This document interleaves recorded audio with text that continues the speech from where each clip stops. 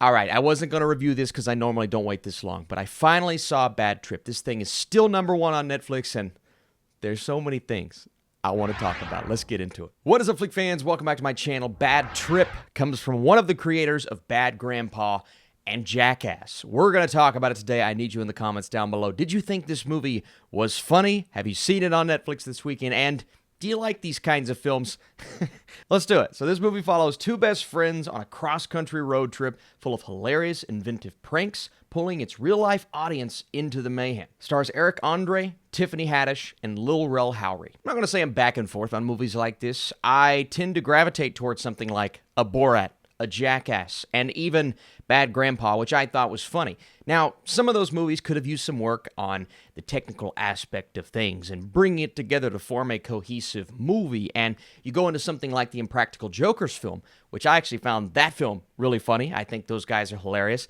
You get into the actual story and the plot aspect of that movie, and it's just like, we really could have done without it. We could have just focused on the pranks and not tried to act as hard.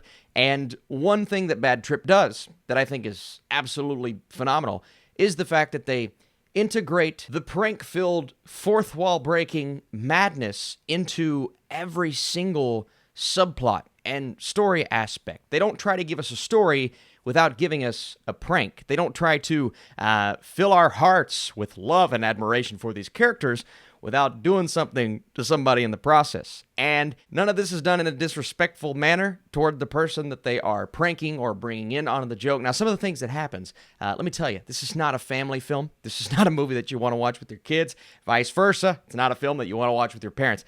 Although it could make for a hilarious experience because every single raunchy prank that they do here, it felt like I was laughing at. Right? There wasn't one moment in that regard that fell flat for me. Did every joke work? No. Did every prank hit like they wanted it to hit? No. But if you go 100%, say 15 out of 15 pranks in a movie like this, well, then you got the perfect comedy. And it's so hard to bring us that without one or two falling flat. Those are just nitpicks in the grand scheme of the fact that this movie, in my opinion, is absolutely hilarious. The #1 rule, the #1 goal of a comedy is to make you laugh. And from the gorilla scene to everything that goes down in that art gallery to all of the crazy, chaotic pranks that took so much work and effort, I'm sure, to nail and get right.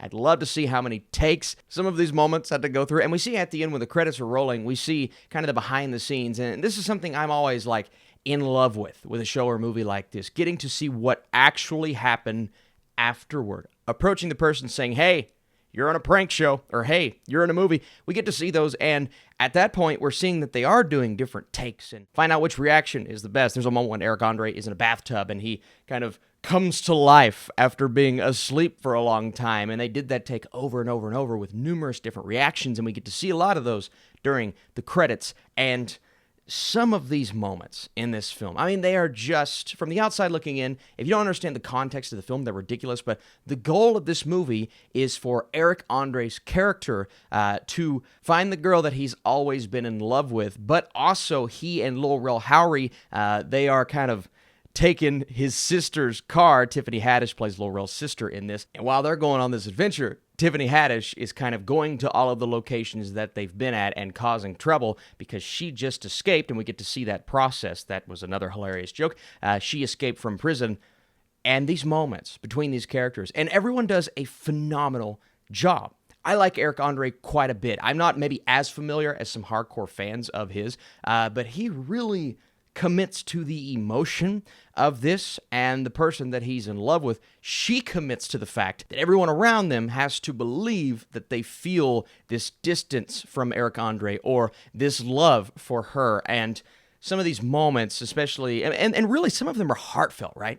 There's one moment when he goes on a tour bus and apologizes to one of our characters, and they share this movie-like moment with the music playing in the background, and everybody on the bus is like, "Aw," and it was just so well thought out, so well produced. Now, I do want to say this is not everyone's brand of comedy. This is not everyone's style of humor, and comedy is the most subjective genre there is. So if you're not laughing at the beginning, if you don't like something like Bad Grandpa or even Borat, then you may not like this kind of movie. But one thing that I thought worked really well is they're doing pranks constantly, not just every now and then.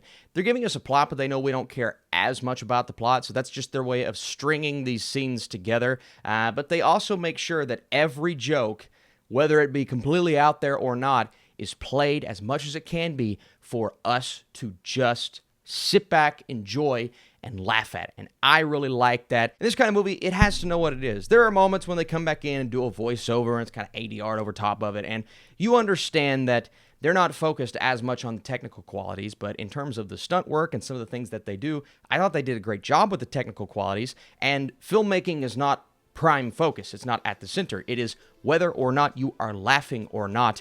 And there wasn't this really awkward subplot with bad acting that they try to shoehorn in. No, almost every scene is filled with a prank. And that's the goal of the movie. That's the mission. If you can accomplish that goal and make us laugh, then I, for one, was impressed. So Bad Trip is ridiculously funny, and it accomplishes its mission, in my opinion. Again, if you weren't laughing, you're not going to enjoy it as much as I did. Leave your comments down below. If you enjoyed this review, be sure to smash that thumbs up button. I'm going to 75% for Bad Trip. I had no clue this would be as funny as it was. And it's a little raunchy, it's a little ridiculous, but I like those kinds of things. It made me laugh, and Eric Andre crushed it with this movie.